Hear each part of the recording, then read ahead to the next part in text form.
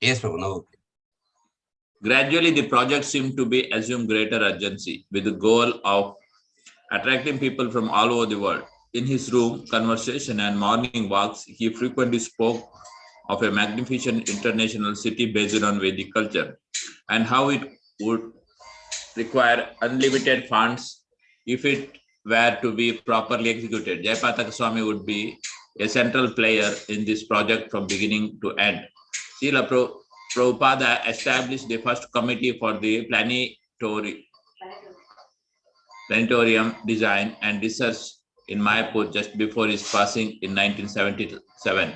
At that time, too, he directed leading disciples in the installation of an Anantashesha deity along with the cornerstone of the TOVP. Prabhupada personally installed an earlier Anantashesha in 1972. That deity was stolen the night after being installed. The urgency of Mayapur project was laid immediately after Srila Prabhupada passing in 1977, which will be discussed in the exact chapter. So all the resources could go to the establishment of these two Samadhi temples, tombs in Vrindavan and Mayapur. But soon after this necessary and loving diversions, the planetarium project again became a priority with the research, design, and construction going on to the present day. Jayapataka Swami remembers the earliest intimations of the planetarium project and its overall importance in Prabhupada's mission. Srila Prabhupada was discussing the TOVP even when I was in Montreal. He set up Mayapur Vrindavan Trust, MVT, in 1971 with Atreya Rishi Prabhu and Gopal Krishna Das, now Goswami, as the first member of the Mayapur Vrindavan Trust, and on Prabhupada would talk about it. When we first got to India, one of his assignment was to find a land in Mayapur, had the planetarium in mind. He wrote to Shanti Saka Gosani, who was then Savior of the Prabhatika Advaita Gosani Mandir. He had letters from Srila Prabhupada that he showed me detailing what Prabhupada said. In case Srila Prabhupada could not get land in Mayapur, he was finding out whether he could get some land in Shantipur and have his world headquarters near where he would build the planetarium. So originally Prabhupada wanted to just preach in West. He knew that part of that was to bring the devotees to the holy dhamas and therefore he wanted Mayapur and Vrindavan temples. I was told by devotees later that when he went to Los Angeles, the small Rukmani Dwarakanatha deities, they told Prabhupada that he should also preach in India. Otherwise, he was saying that my Gurudatta Desha, the place where my teacher wants me to preach, is in the West. Prabhupada was saying how he also was trying to develop the Dham. That is why he is building the TOP, and he said that he was very grateful to all the followers who are helping him. Bhakti Vinod Thakura had said, someone will come and he will easily travel from one country to the next. He will spread the Harinam Sankirtan and he will bring people to Navadvip Parikram. Remember that Bhakti Vinoda's prediction was in the 1800s. There were no airplanes, so moving from one country to the next easily, quickly was just unheard of, but he was predicting it. If you put all this together, understanding how profound it is just overwhelming. What great fortune we have to assist Srila Prabhupada in his service to Lord Chaitanya, serving the previous Acharya, serving the Lord Chaitanya. We get this special opportunity. It is unfathomable, but we have squandered away so much. Some of us have missed the chance, almost throwing it away when we have this great opportunity to help Srila Prabhupada to spread this Harinam Sankirtan. Prabhupada told me personally that this temple would attract people from all over the world, and they would come here and see not only a temple, they would see a Vedic planetarium. They will see the Vedic vision of the universe and all the planetary system, how it works and beyond to the spiritual world, and how the Vedas include those description also. Since the TOP is central both for Prabhupada mission and for the life of Jayapataka Swami as well, we'll here take a brief detour to discuss its history and development. TOP origin. In 1971, Giriraj Das, now Swami, approached Srila Prabhupada and said, I have been trying to understand what your desire is, and two things seem to please you most, distributing your books and building the big temple in Mayapur. Prabhupada's eyes opened wide and he smiled. Yes, you have understood. To equate the building of this temple with the book distribution was no small thing. Everyone knew that Prabhupada's life centered on books, writing, production, and distribution. People were suffering due to want of knowledge. He often said, and so distributing transcendental literature would be paramount in his movement. Thus, equating it with the Mayapur project was high price indeed. Prabhupada further declared, if the President of the United States and the King of England come to inaugurate the TOP, then Srila Bhaktivinoda Thakura will come and hand in hand will take you back to Godhead. In the Thakura's Navadvip Dham Mahatmya, chapter 5, he cites an incident which Nityananda Prabhu prophesied the development of Mayapur some 400 years before it happened. O Jiva, please hear a confidential topic that is very beautiful deity of Gauranga belonging to Vishnu Priya, which in the future will be brought to Satikhara by Brahmananda, descending from family of Jagannath Mishra. 400 years after Lord Gauranga's appearance in this world, the worship of deity will be restored to the highest standard. But do not reveal any of this. Just do parikrama, feeling internal joy. And again, later in the same chapter, Nityananda Prabhu says, in this way, by the Lord's wish, the devotees will reveal the lost place. Know this for certain, at the end of 400 years, the task of recovering the lost holy places will begin. Indeed, the restoration process began 400 years after this prediction, under the divine auspices of Bhaktivinoda Thakura, Bhaktisiddhanta Saraswati, and Srila Prabhupada. The general mission became more specific in the mid-1970s. Brahmananda Swami, who at the time was serving as Prabhupada's secretary in Mayapur, wrote the following letter to Rameshwara Dasa, director of Bhaktivedanta Book Trust. Here at Sri Dham Mayapur, Srila Prabhupada gave further impetus to main temple project. It will be a 30-story skyscraper temple based on the following verse of Brahma Samhita 5.43. Lowest of all is located Devi Dham, material world. Next above it is Mahesh Dham, abode of Lord Shiva. Above Mahesh Dham is the place Haridham, abode of Krishna. And above them all is located Krishna's highest realm named Goloka. I heard the perennial Lord Govinda, who was allotted their respective authorities to the rules of those graded realms. There will be the main temple that will extend upwards the full 30 stories, as well as different levels depicted in doll tabulus. Already a competent engineering firm in Calcutta, which is the only firm in India to use an IBM computer in its calculation, has been contacted for making the foundation. It will not be difficult, assured Srila Prabhupada. He further revealed, I have named this temple Sri Mayapur Chandrodaya Mandir, the rising moon of Mayapur. Now make it rise bigger and bigger until it becomes the full moon. And this moonshine will be spread all over the world. All over India, they will come to see from all over the world. They will come. Krishna will supply the money. Don't bother. The money will come either locally or from USA. The vision would eventually be elaborated upon when Srila Prabhupada happened to see in an article in the Times of India, November 7, 1976, focusing on the Puranic theory of evaluation. Mr. Sukalal Dhani, the author of this article, was ex-commissioner and secretary for Haryana government office, a prestigious position. Consequently, Prabhupada read the article with great interest. He was especially fascinated because the piece had much in common with his plan for planetarium.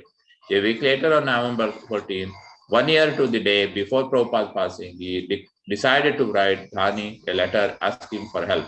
Interestingly, the letter offered a list of 15 items that Prabhupada wanted to duplicate in his Mayapur project. Dear sir, the above mentioned International Society for Krishna Consciousness has published within the last 10 years English translation of the Bhagavad Gita, Srimad Bhagavatam, Mahapurana, Chaitanya Charitamrita, Ishoparishad, and many other volumes of India's most ancient Vedic culture heritage, which are now translated into French, German, Spanish, Portuguese, Dutch, Italian, Chinese, etc., and which are being purchased by the millions all over the world. Now that in India, we are planning construct of very large Vedic planetarium or temple of understanding.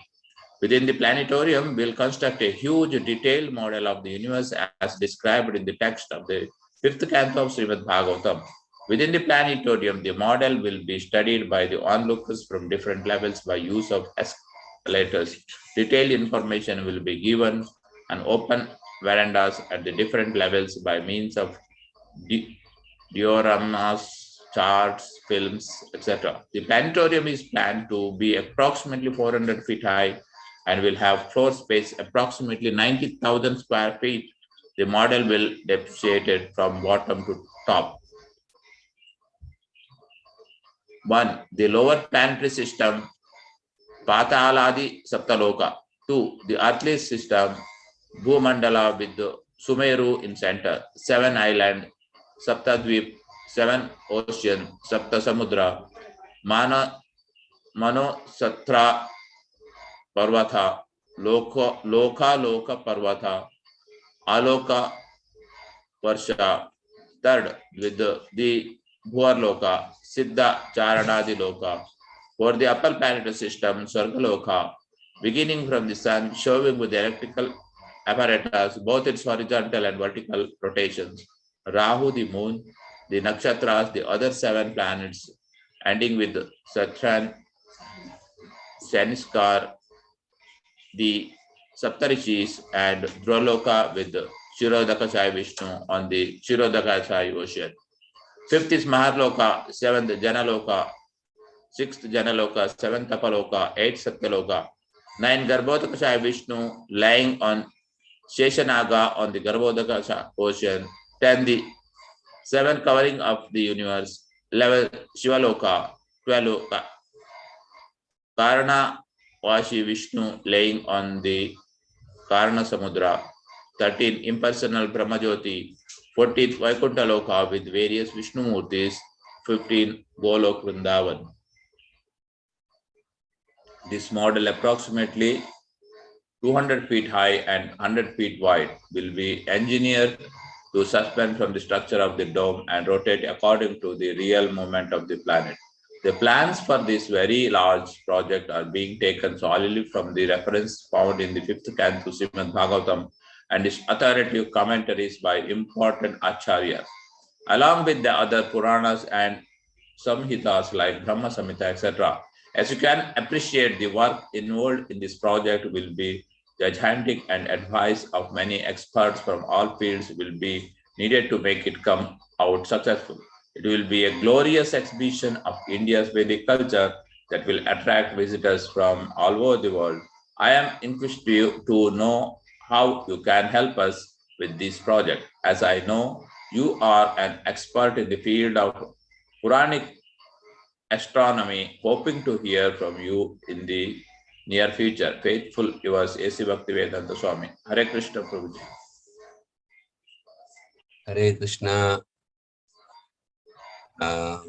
Yes, thank you, Prabhu. So who wants to lead next?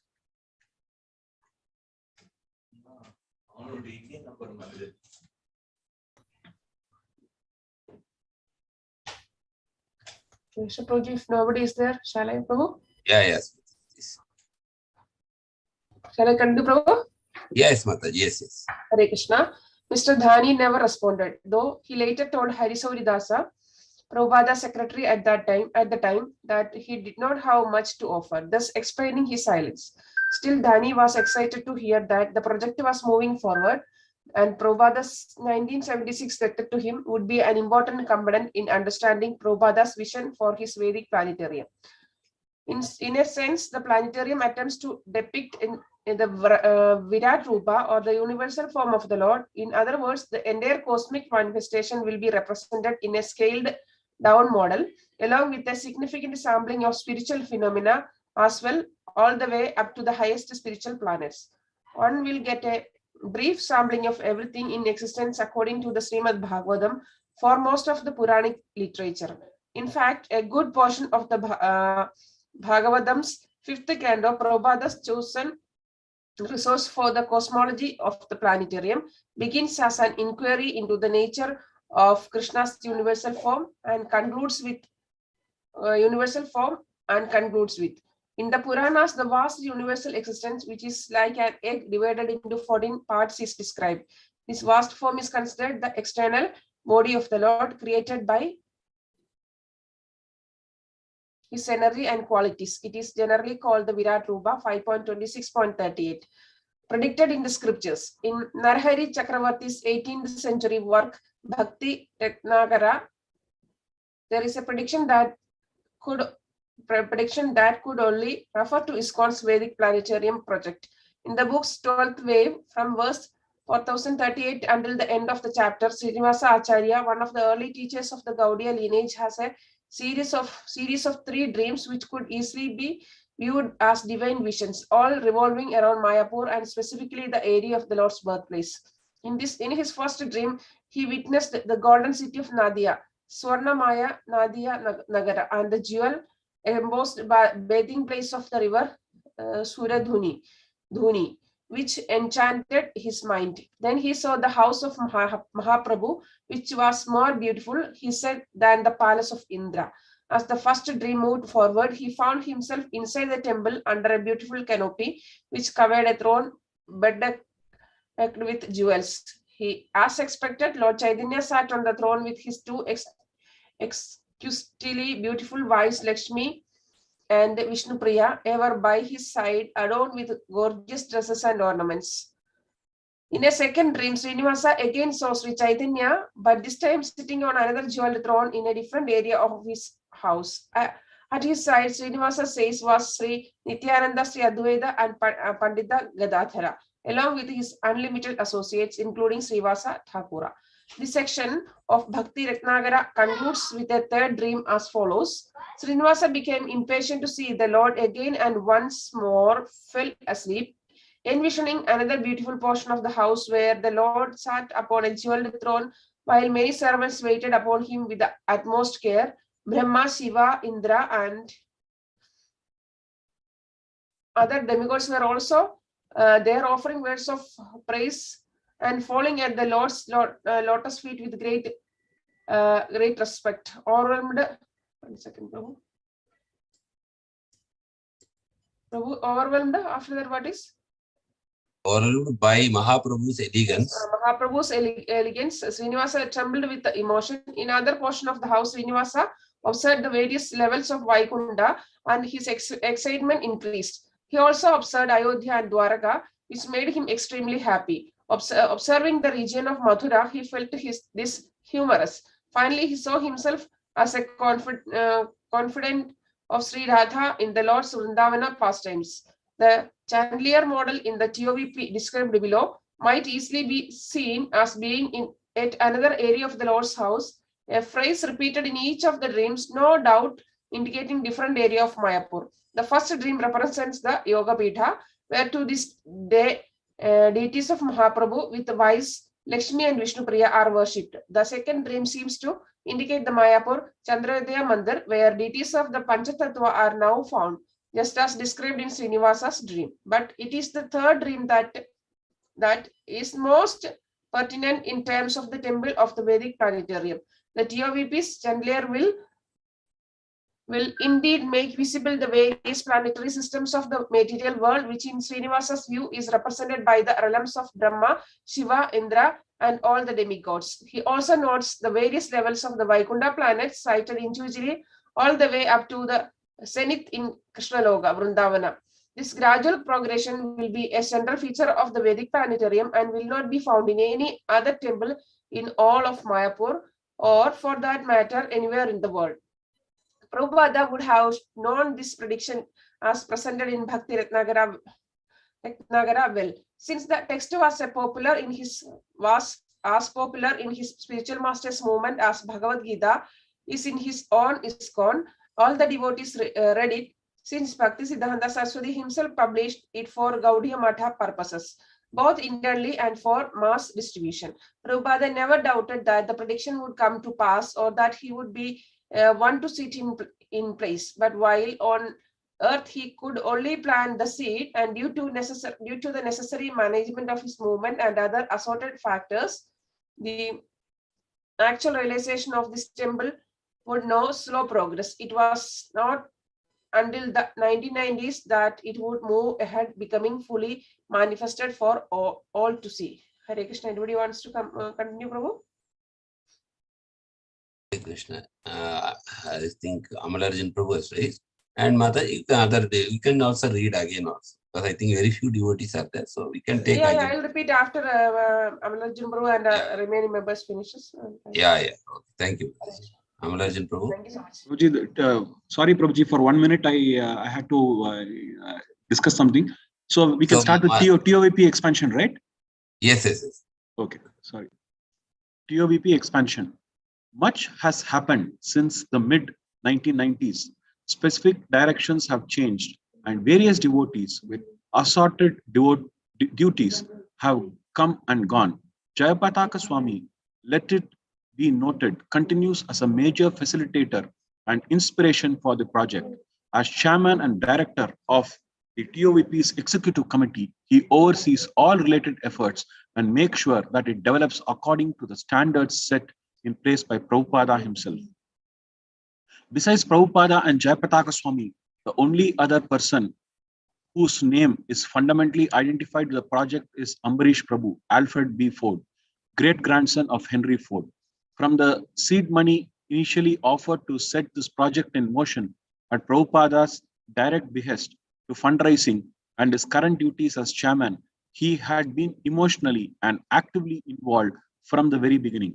In the mid-1970s, Prabhupada had asked him to see it through, at least financially, and he has done so without hesitation despite numerous difficulties. In Ford's words, it is in order of Srila Prabhupada that keeps me going back. It is not easy to get there, and the politics are daunting. However, the mercy of Sri Gaurnitai is in abundance, especially after the installation of the big Panchatattva deities in 2004. I am indebted to some of the key players like Jayapataka Maharaj, who is currently in charge of the exhibits and the overall planetarium. Sadbhuja Dasa is the project manager. Prema Avatara Gauranga Dasa is construction manager. Antardvipa Dasa looks after Vedic cosmology. Bhavananda Dasa is design consultant. And Satyadhanya Dasa is legal consultant. Brajavilas Dasa and I are heading up the fundraising. There are many others and local people and young second generation devotees from around the world who are engaged in the project as well. Throughout the years, numerous devotees have contributed to this project. Before the TOVP team, there was the Sri Dhama Mayapur Project Development Committee. One of the members of that later team was Sridhara Swami, who we knew as the Jolly Swami. He was also a close friend. He also enthused me to keep pushing on, and he had total faith in this project. During the Panchatattva installation, shortly before he passed away, I promised him before the deities that I would see this temple built, and I am determined to do that. Regarding that earlier Sri Dhama Mayapur Project Development Committee, Abhirama Prabhu was the head of that, along with Rishikesha and Jayapataka Maharaj. It was a long and torturous process in those days due to the complexity of the building, lack of funds, and the communist government in Bengal. Still, I always had faith that something wonderful would happen because it was a desire of the founder Acharya and the previous Acharyas too. Now, in less than 10 years, this phenomenal building is taking shape with the support from Vaishnavas around the world. Planetarium specifics. Prabhupada was clear that he did not just want another temple in Mayapur, but a planetarium. That is, he wanted a far-reaching devotional exhibition and theater that would graphically depict the truth of Krishna consciousness in the style of conventional planetaria. It would illustrate everything from the structure of the universe and other cosmological concerns to the various philosophical points of the Gaudiya Vaishnava tradition, all squarely based on Srimad Bhagavatam and the teachings of the predecessor Acharyas. Science and theology would be the primary methods through which this planetarium would convey its message. Prabhupada said, but it also had to be educational and entertaining. That was mandatory. He wanted people to come around the world to benefit from his creation. They would come to Mayapur, see this unparalleled wonder, and be transformed merely by visiting. He said they would understand, at least in a basic way, the truths of Krishna consciousness. Just as conventional planetaria use astronomy and the related sciences to convey the structure of the galaxy and the dimensions of the various celestial bodies, Prabhupada wanted to do something similar, but using as his basis the information found in the sacred texts. The celestial scenes in most planetaria are depicted in the best of the modern technologies. He wanted to do the same and to make it even better. His disciples are working hard to realize his dream. Although there were many ups and downs over the years, by 2009, construction was full underway. A town and country article about Ford's involvements tell us more. Up to 900 workers toil night and day on bamboo scaffoldings, and the frame of the building already towers over the tiny Bengali village. Ford expects prayer to begin inside by 2020, and there is to be grand opening that will draw international heads of the state 2 years after that. The 600,000 square foot structure, bigger than St. Paul's Cathedral or the Taj Mahal, is the first step in a long-term plan to turn the compound into a sort of spiritual Disneyland for the movement's tens of millions of devotees worldwide. Gardens, plazas, upscale condos, luxury hotel rooms, colleges, and even a retirement community are also planned. But Ford's view for now is on the temple. His guru felt detailed instructions for the building before he died in 1977, hoping to draw Western converts by the thousands to Mayapur. It would take more than 30 years and a lot of Ford's money for Prabhupada's dream to begin taking physical shape. I received enough instructions from the time to keep me busy for the rest of my life, Ford said, as he strolled through the kilometers construction site. Overall, this will be one of the largest religious structures in the world, even if its emphasis will be science, focusing on the cosmology and astronomy. In addition to the usual functions of the temple, this one will have an educational component that points to all that is true in the modern science, but with a specific emphasis on the ultimate reality as revealed in Puranic texts. This is why Prabhupada's envisioned it as a planetarium. Author Abhijit Toli, in his articles, The Rising Moon of Mayapur, Back to Godhead, April 2012, writes about the planetarium's scientific component. Srila Prabhupada recognized the hold modern atheistic science has on most people.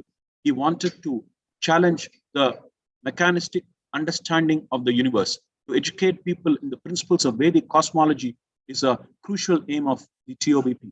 Cosmology studies the origin and structure of the universe, and Vedic cosmology goes further, giving extensive information about its purpose and the subtle laws that govern it. A fundamental concept pervades Vedic cosmology. Everything and everyone has a relationship with and depends on the Supreme Personality of Godhead, Sri Krishna, the source of creation, maintenance, and dissolution of the manifested worlds. The Vedic planetarium and the center science will attractively present his profound understanding. It will also provide scientific evidence that supports the idea that there is a supreme conscious intelligent being, Krishna, who is responsible for the order and complexity we observe in the universe. And the TOVP will challenge atheistic claims about human ancestry by showing through evidence and logic that life cannot come from matter and the humans could not have evolved from apes. According to the planetarium's official website, www.tovp.org, Srila Prabhupada wanted the planetarium to show the movements of the planets according to the Srimad Bhagavatam 5th canto, as he had stated in his letter to Mr. Dhani. The Bhagavatam introduces us to a cosmos that acknowledges innumerable material universes, each one contained in the spherical shell, surrounded by layers of fundamental matter. These layers, the Bhagavatam tells us, mark the boundary between the physical world and the limitless spiritual realm that is beyond our imagination. Prabhupada wanted all of this to be depicted in his planetarium. It would be shown in the chandelier model housed under the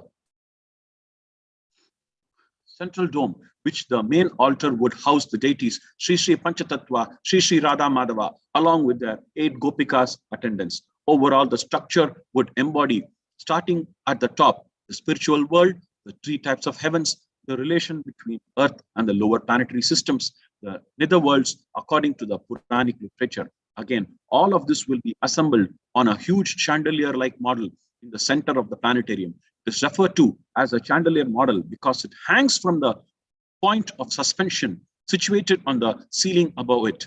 The 300-foot main dome with a width that spans 200 feet across, there will be a central cable going through the middle of the numerous levels, which will rotate in various ways to show the passage of day and night, the seasons, the movements of the planets, and some astronomical phenomena, all of which use the trend setting and up to the minute computer technology. After viewing the main temple, the chandelier, and the west wing, one will walk away with the full spiritual education. But there is more to the temple that a magnificent chandelier of uncommon proportions.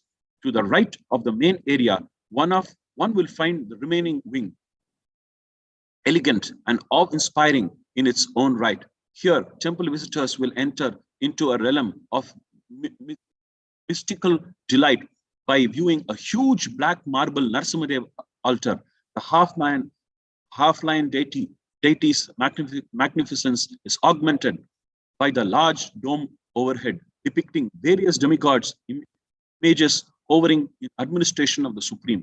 Indeed, the education and emotional experience of witnessing this main altar and the chandelier, along with the journey to the life tour of the West Wing and the ferocious Leone incarnation of Krishna, can be transformative. When the structure is finished, the grand opening is expected in 2024. The devotees will move all the Mayapur Chandrodaya deities into the altar under the central dome, under the large ramp for this purpose already in place, currently used for bringing in various building supplies. The TOVP itself occupies the center of ISKCON's current Mayapur property, surrounded by rows of shops, the Pushpa Samadhi, Prabhupada's flower tomb, the current temple, the Lotus building, and so on. The towering domes will be visible from miles away. They already are, even though the project is as yet unfinished. Magnificently beautiful landscaping with lawns, fountains, and the ponds, even more elaborate than those that presently exist there, will surround the temple. This will indeed be the 8th wonder of the world. Hare Krishna. Thank you, Prabhuji. Thank you, Prabhu. TOVP ki jai. Jai. Next, Vimala Mataji. Hare Krishna, Prabhuji. Hare Krishna. Prabhupada's departure. While the prayer chapter focused on the TOVP, exploring its origins and development from 1976 onward, another important project began that year as well, though it became formalized a year later, the Bhaktivedanta Swami Charity Trust. Srila Prabhupada started this trust to revive and restore various Gaudiya Vaishnava shrines in India, to discover the old hidden Gupta and lost Lupta holy places established by the followers of Sri Chaitanya Mahaprabhu, and to take care of them, preserving the tradition. By late 1976, Prabhupada was winding up his earthly pastimes and establishing projects that he wanted to continue in his absence, the TOVP and the Charity Trust being two of the most important. Jayapataka Swami was naturally called upon as a manager to make these two projects a tangible reality. In the Charity Trust, we find Prabhupada using ISKCON's considerable resources, both in terms of manpower and financial assets, to preserve what may be among the tradition's most valuable commodities, its holy places and its history. He was anxious for Jayapataka Swami in particular to travel to these various tirthas, as they are called, and determine which needed ISKCON's help and which did not. According to an entry in Hari Shauri Dasa's diary dated August 20, 1976, Jayapataka said that due to Prabhupada's expressed desire to develop holy spots, he has been taking the opportunity to visit various places mentioned in Chaitanya Charitamrita as he toured Bengal. Prabhupada nodded in approval. This was the seed that sprouted into the trust. Says Jayapataka Swami, I started visiting the holy temples and renovating came later. Bhaktivedanta Swami Charity Trust was formed in 1977, which formalized these efforts. Thus, on November 5, 1977, a little over a week before Prabhupada would end his earthly pastimes, Jayapataka Swami went to see his guru in Vrindavana and receive final instruction. I am making Bhaktivedanta Swami Charity Trust, Prabhupada told him. And then he added, you will be the life chairman. At that same meeting, Prabhupada gave Jayapataka the charge to unite the Saraswata Gaudiya family, preserving the holy Dhama of Lord Chaitanya in service to her pilgrims. As a result, numerous important pilgrimage sites in Bengal and throughout the rest of the subcontinent have been refurbished and given new life. Indeed, several important temples in Mayapur especially are under the trust's care and flourishing once again. Satyanarayana Dasa became the first active manager of the Bhaktivedanta Swami Charity Trust, BSCT, serving in that capacity from roughly 1979 until 1984. He worked closely at that time with the only active trustee of the BSCT, Jayapataka Swami. Says Satyanarayana, I remember doing research to find many of the then currently existing temples described in the Chaitanya Charitamrita, and for those that were more Gupta hidden, I obtained old geological maps from the British Museum archives and Calcutta, which helped us to analyze how the rivers and geography had shifted over the many years since these old and ancient temples were established, and could also give clues as to where there might exist actual physical evidence of the lost Lupta holy places. I had a motorcycle to help reach the many places we would travel to. When we would gain enough clarity over where these places and structures were and how to proceed, I would bring in contractors to carefully do the renovation work, and for the purposes of posterity, we would always put up a wall plaque noting Srila Prabhupada's loving intent for this work, and the BSCT would be named along with the completion date in both the Western and Chaitanya era calculations. I believe that the very sweet relationship I have up until this day with Jayapataka Maharaja had its beginnings in that special work we were blessed to do together throughout Gauda Desha, especially because Srila Prabhupada desired it to happen. To this day, Jayapataka Swami takes it as a primary duty to maintain the holy places of Gaudiya Vaishnavism and to create harmony between the various factions of Mahaprabhu's Sankirtana movement. Additionally, in 1977, Jayapataka Swami took on the service of sharing Krishna consciousness with people in jail. It began as a way to help devotees who had been erroneously imprisoned by local magistrates in Mayapur, as Jayapataka explains below. But it quickly became an ongoing program to help all living souls behind bars. Of course, the nature of life in the material world is that we are all imprisoned. Encased in a material body subject to its limitations, the souls of this world are terrorized by the ultimate death sentence, which inevitably arrives in due course.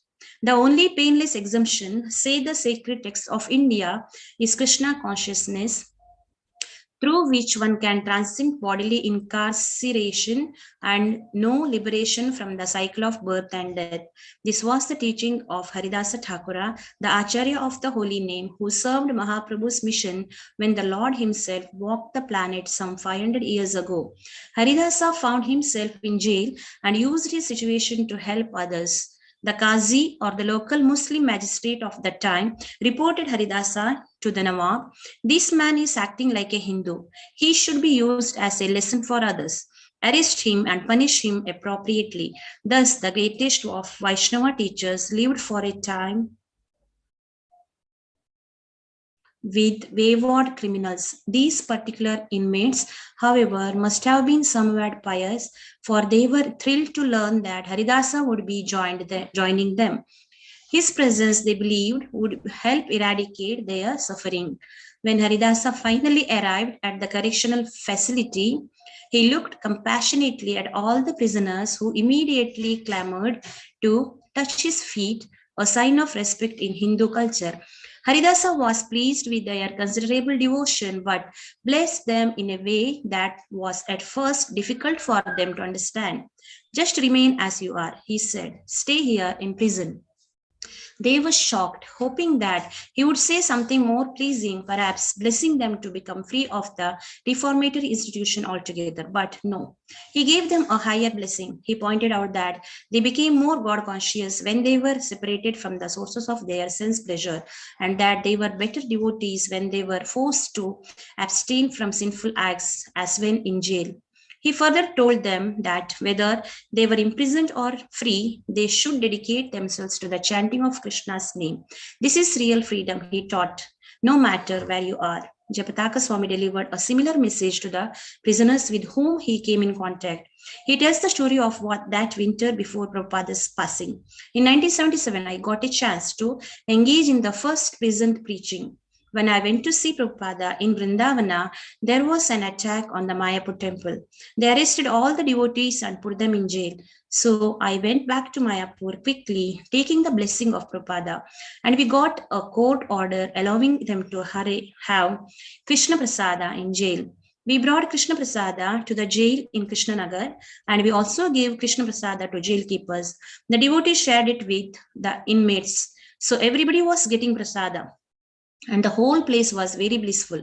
And in Puri too, as we went to the different villages, chanting and giving out a feast at the Jagannatha temple, the local villagers understood that we were being supported by many of the other villages.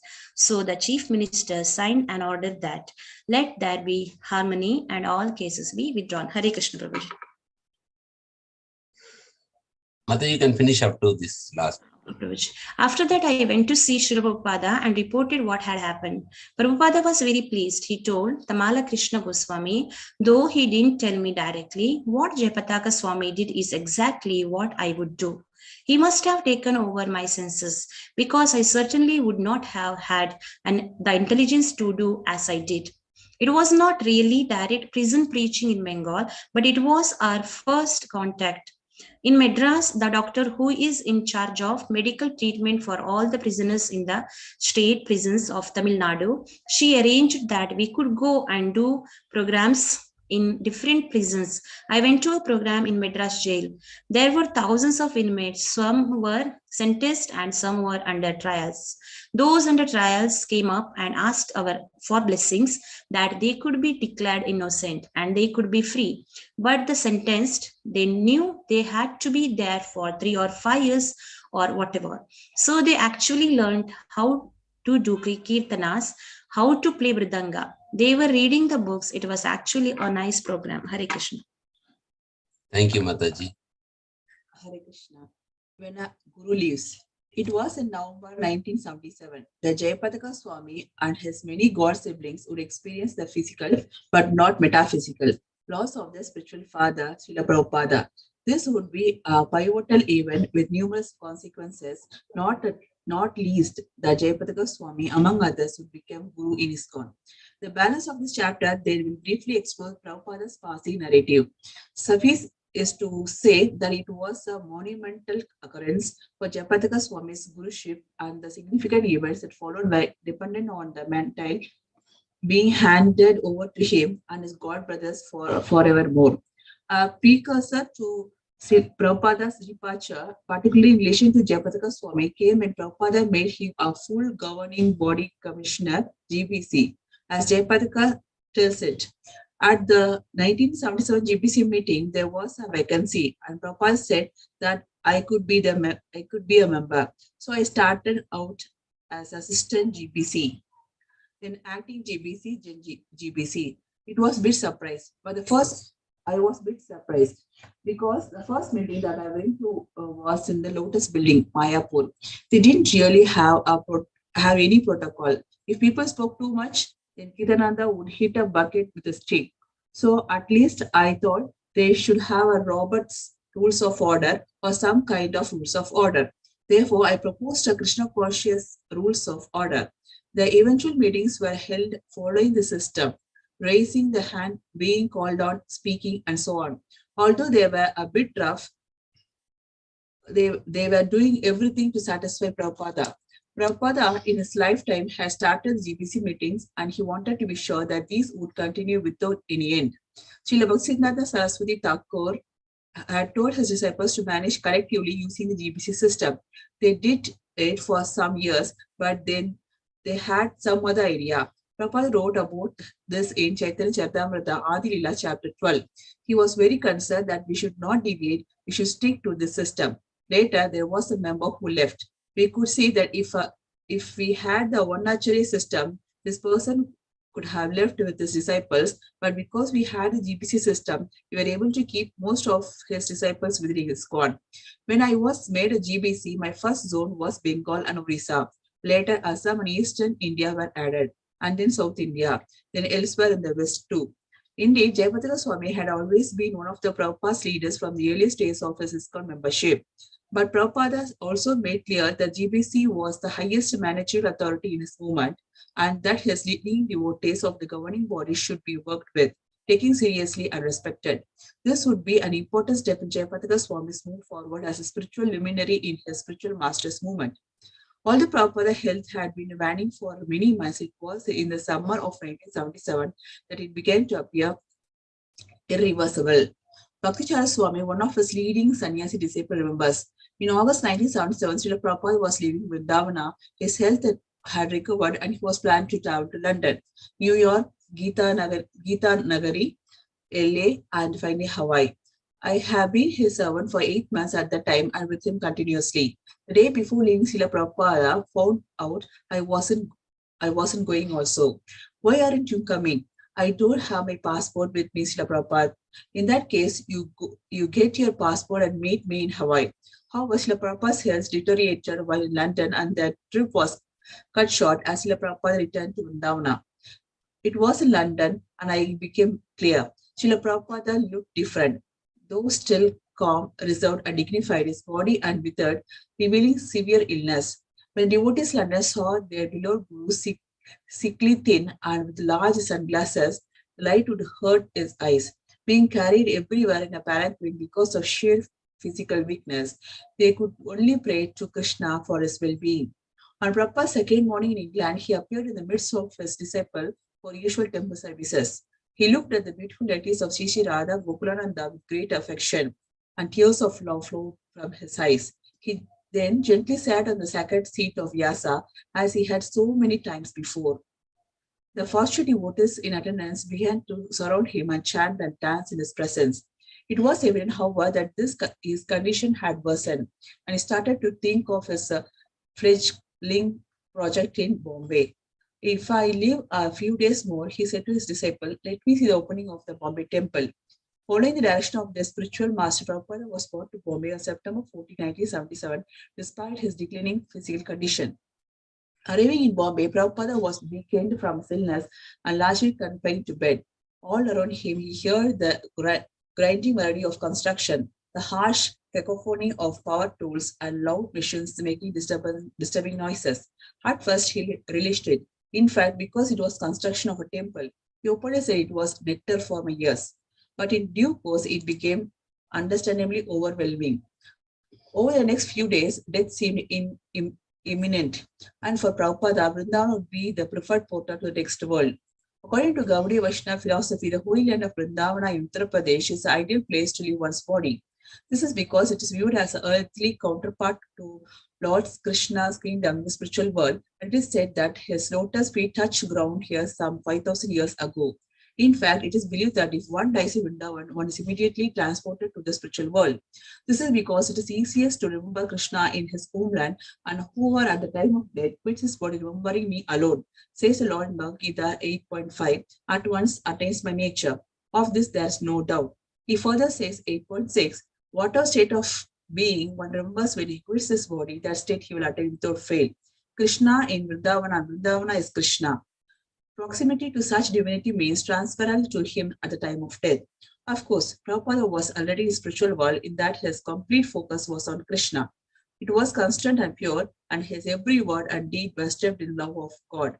Such a real underlying venue known as Vrindavana, with a geographical location in sense, verily representing the state of divine love and total absorption. That being said, Vrindavana is considered non-different from Krishna. To set an example of how one lives his body in a perfect setting, Prabhupada wanted to be in the presence of Lord Krishna as only being in Vrindavana could offer. In this way, he would give his disciple one final lesson, how to die in perfect Krishna consciousness. The devotee in Vrindavana, like those in London and Bombay before them, were shocked to see Prabhupada looking on and debilitated, and they found themselves crying uncontrollably. Gradually, they understood that he was not just ill, but rather preparing to depart once and for all. As a result of their natural love for him, they engaged in bedside vigils at Prabhupada's request. They took turns in singing for him, leading chanting sessions, and for those who were capable, massaging him to ease his pain. Jayapataka Swami remembers some incident that occurred just prior to Prabhupada's passing. Srila Prabhupada said he wanted to go to Mayapur. So 4 Mercedes-Benz cars were arranged to drive him to the airport, but he didn't have surveyed. At that time, I went to Mayapur to receive him, but somehow all luxury cars broke down and didn't reach Vrindavan in time.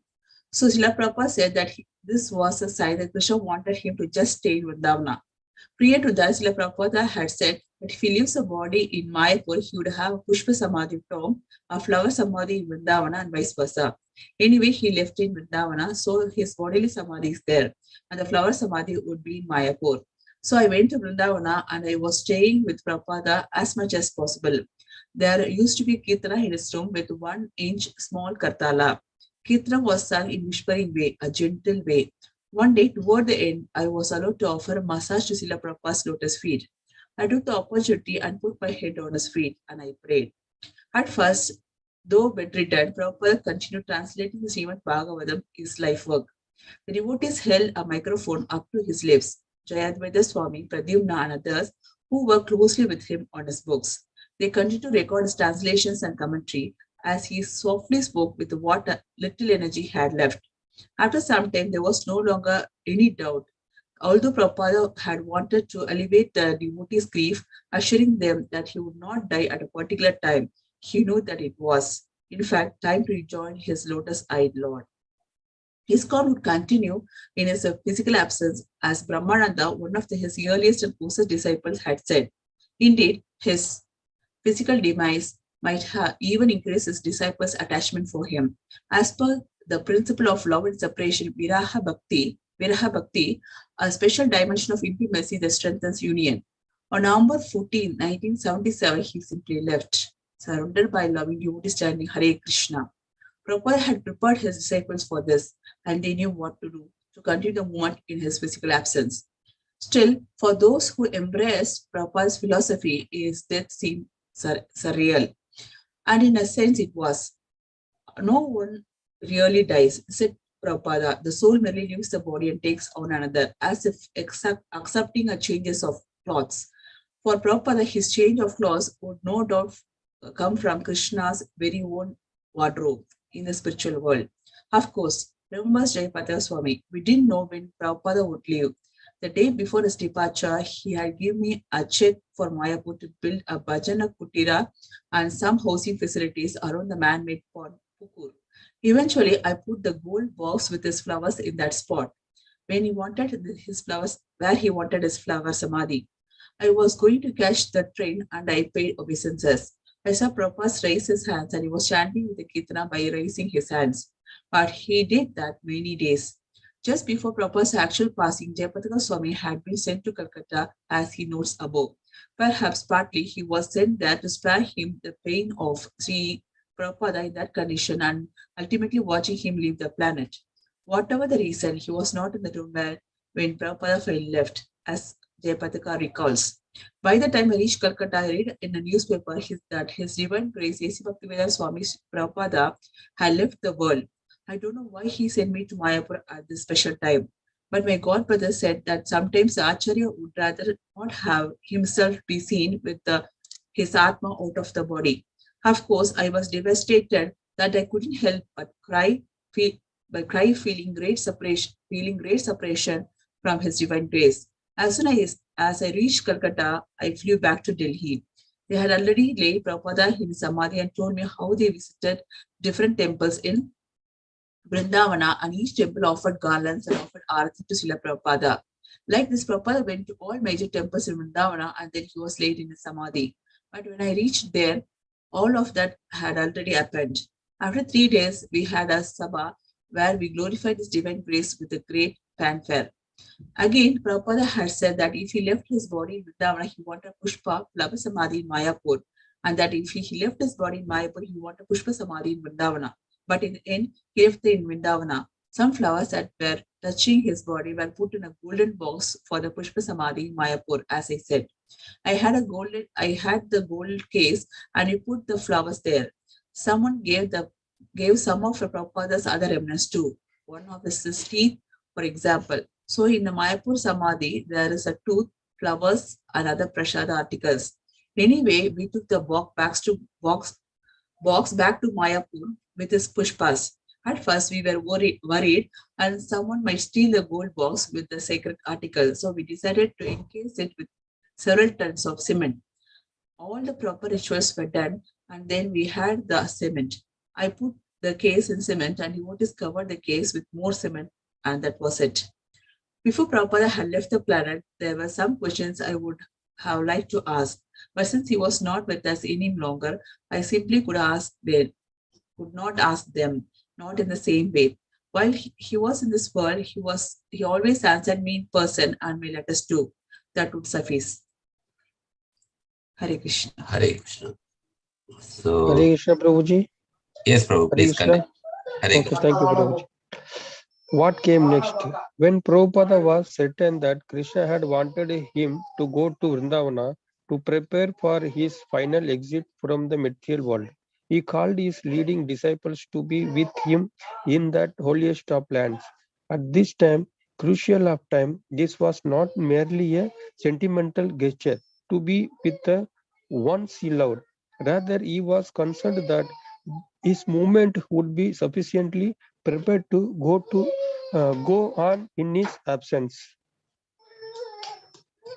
Especially, he called for the members of the governing body commission who manage ISKCON and its worldwide preaching efforts. Within days, they were at his side to be with him to ensure him that everything was all right in his movement and to hear from him regarding future concerns. It was during this period they all knew that they had to prepare for the road ahead. Prabhupada's last will and testament was finalized at this time. He left all the active properties to ISKCON, naming specifically highly qualified disciples as trustees so that they could secure the well-being of his movement around the world. While in Prabhupada's presence, in those days, in final days, the leading devotees prepare a few last questions to put before their master. They naturally wondered how disciples would be initiated into the lineage once Prabhupada was no longer on the yearly plane, and they pointedly asked him this question. In response, he named several prominent devotees who could initiate new disciples, but he was clearly referring to representatives who could initiate for him while he was ill. While still present in his mortal frame, he made clear these new gurus would be initiating disciples on his behalf. In other words, the new initiates would be Prabhupada disciples. Thus, the personalities named as Guru were acting as Ritviks or offering prayer, priest. However, while taking this discussion further, he added that new gurus would eventually be set in place and initiate would be the actual disciples of those initiating. In these own words, they will be disciples of my disciples. Just to see. That is to say, Prabhupada would be the grand spiritual master, and the new initiators would function as bona fide guru in their own right. Prabhupada initially named 11 who could initiate into the parampara, but he noted that other could be added as the need arose. The names of the initial 11 should be known.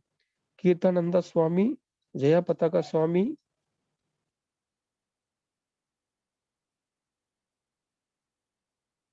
Tamala Krishna Swami, Sattvarupa Goswami, Tamala Krishna Goswami, Sattvarupa Goswami, Hridayananda Goswami, Bhavananda Goswami, Rishikesa Swami, Rameshwara Swami, Hamsaduta Swami, Bhagavan Swami Dasa, Jayatirtha Dasa.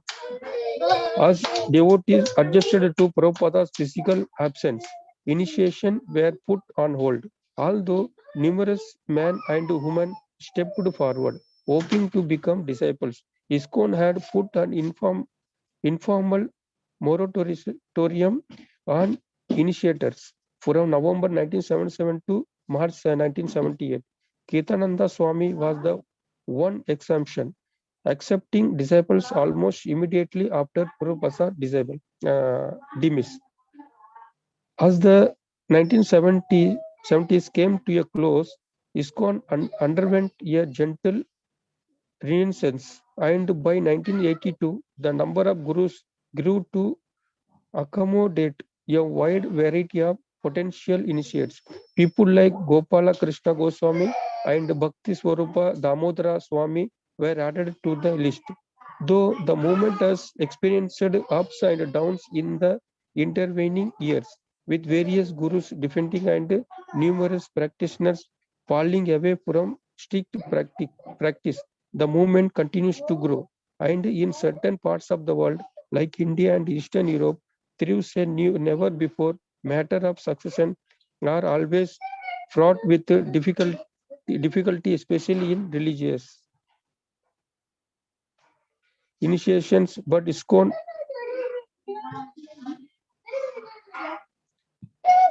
as by the institution, but ISKCON as by and large been a success story.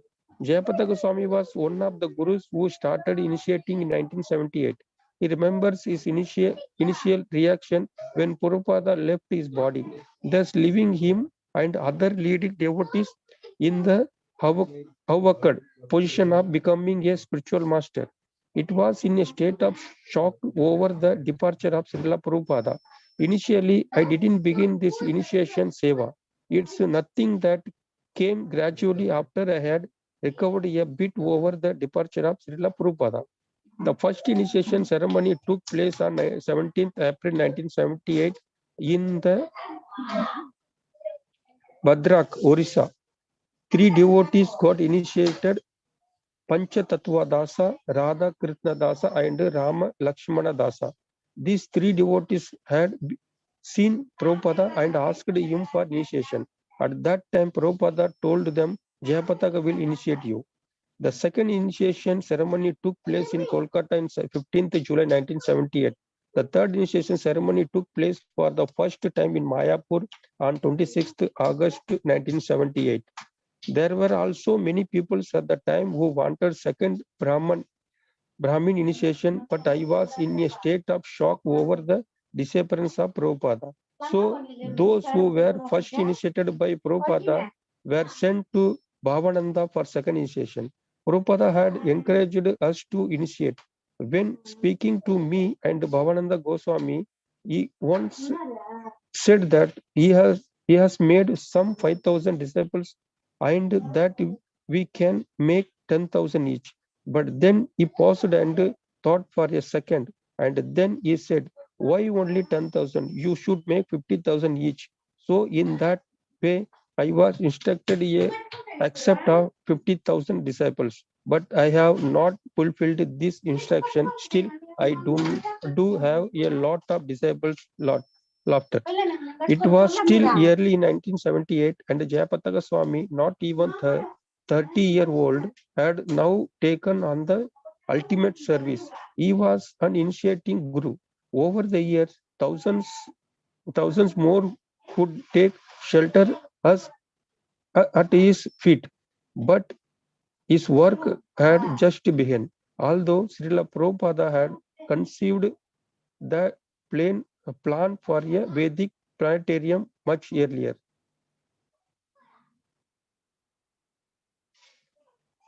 Hare Krishna. Hare Krishna, Prabhuji. Thank you, Prabhuji. Hare Krishna. Thank you, Prabhu Ravi Prabhu. Anaya Yadav. Hare Krishna Prabhuji. Hare Krishna. Namahata, the marketplace of the name. After Prabhupada's disappearance, Jayapataka Swami began to think of the future in a more determined way, especially in terms of the Krishna consciousness movement. How will people outside the monasteries understand its importance or embrace it in their own lives? Will everyone become a monk? Obviously not. Congregation consciousness. In Los Angeles in 1970, before Jayapataka Swami had come to India, Prabhupada and a group of disciples had stopped in front of a church. As Prabhupada gazed upon the Christian congregation approaching the larger building, he said that in the future there would be a few devotees living in temples, and that most devotees would engage in Krishna service from their homes. At that time, it was difficult for Jayapataka to understand what Prabhupada had meant, as most devotees of the time were monks and there was no congregation to speak of. But after Prabhupada's disappearance in 1977, Jayapataka Swami began to understand the weight of Prabhupada's words and to think about possible ways to engage people in Krishna consciousness according to their capacity, whether or not they wanted to live in a temple. Is there a way to live as a devotee in the world? He wondered, and still make gradual advancement in spiritual life. Indeed, there is in 1891 to 93, Bhakti Vinod Thakur wrote a book called Sri Ruma Kalpatavi, the desired tree of grove of God Ruma, in which he outlines a practical and creative spiritual path for devotees with families and careers, people who want to fully engage in Krishna consciousness but simultaneously function in the work-a-day world. Bhakti Vinoda's text introduces readers to a fully developed Namahata program wherein one learns how to buy and sell the greatest of all commodities, love of God, and all within one's own community. In Bengali, Hata means marketplace and Nama means name. Thus, Bhakti Vinoda's market program focused on the marketplace of the holy name. For when one embraces the holy name and learns how to give it to others, divine love is always close by. The metaphor of buying and selling is especially effective for those in a consumer society as in the modern world. Jayapataka Swami discovered Bhakti Vinoda's work soon after Prabhupada left the planet, traveling in West Bengal in late 1979. He came upon actual Namahata ashramas, two of them established by Bhakti Vinoda Thakur himself. Jayapataka made special note of this. Again, Prabhupada had told him to develop ISKCON's congregation, pointing out that not everyone would live in a temple. So he should be mindful. Prabhupada further suggested about how to engage such people. Around that same time, Bhakti Charu Swami, a very close god brother, gave Jayapataka Maharaj an issue of a magazine called Gaudiya Patrika, published by the Kesaviji Gaudiya Matha and edited by Srila Prabhupada when he was not yet a sannyasi. That magazine included 5 chapters of Godruma Kalpatavi, specifically about the Namahata program. Bhakti Vinoda, the magazine said, had started this program with many respected personalities of the time and made Surabhi Kunja at Godruma his main preaching headquarters. This is also where Nityananda Prabhu, the Lord's mercy incarnation and intimate associate, had started a holy name distribution program some 400 years earlier. Bhakti Vinoda's home in Godruma Madhvipa was nearby, hence the title of the book. Jayapataka Swami deeply believed that this was what he was looking for, what Prabhupada had alluded to when he told him to develop congregational preaching in ISKCON. Convinced that Bhakti Vinoda's work would help contemporary devotees in just the right way, Jayapataka Swami translated the Thakura's Godruma Kalpatavi into English, offering his own commentary as well. In this way, he gradually birthed the Namahata program in ISKCON. His introduction explains why the book is so important. Householder devotees who hold a normal job, raise children, chant 16 rounds, help temples in various ways, and do regular Namahata preaching should be recognized for their high standard of dedication. We cannot underestimate the sacrifice it takes to do things. Being Krishna conscious with these various responsibilities is certainly a great sacrifice. During Srila Prabhupada's Grahastha period, he also fulfilled all his normal duties while giving high priority to fulfilling and furthering his Guru Maharaja's mission. Some community recognition of such devotees is eventually needed as they are important role models for other Grahasthas to take inspiration from.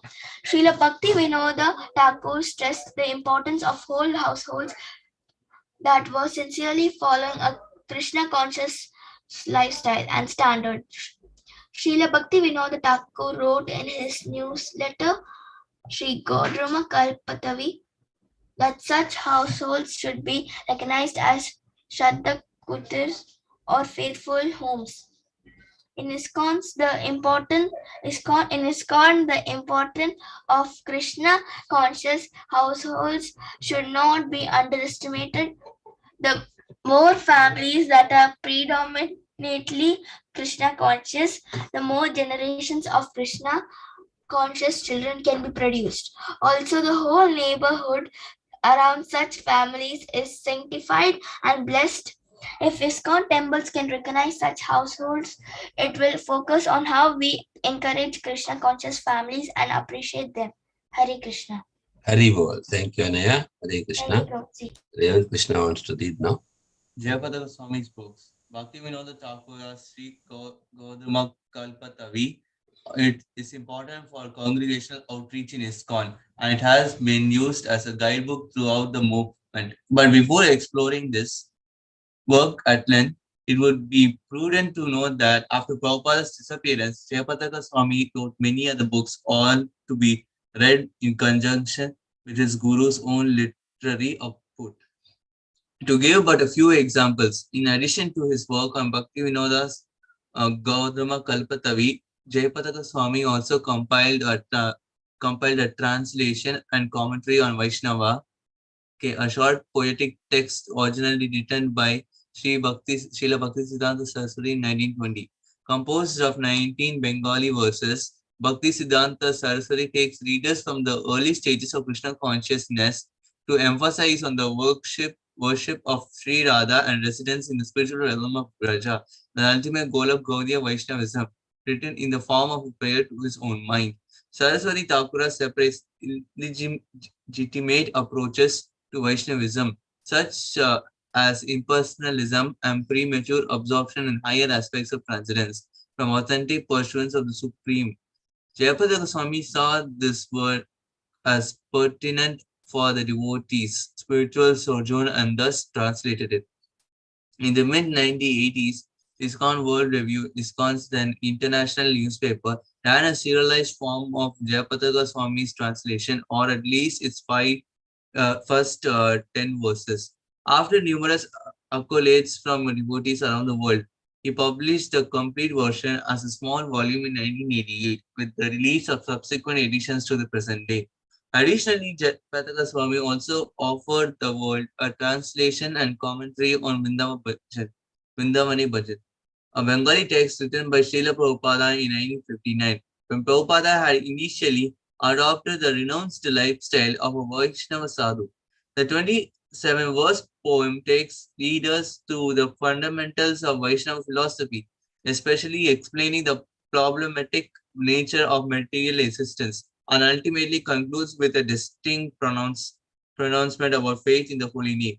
It is this name alone, the text tells us, that automatically leads to a remembrance of Krishna and thus to the higher practices of love of God. The ultimate verse tells us of Prabhupada's plan to spread this teaching worldwide. But it would be 6 years later, in 1965, that he would set sail in fulfillment of his destiny. Jayapataka Swami translates sensitively, and his comments bring out Prabhupada's inner meaning.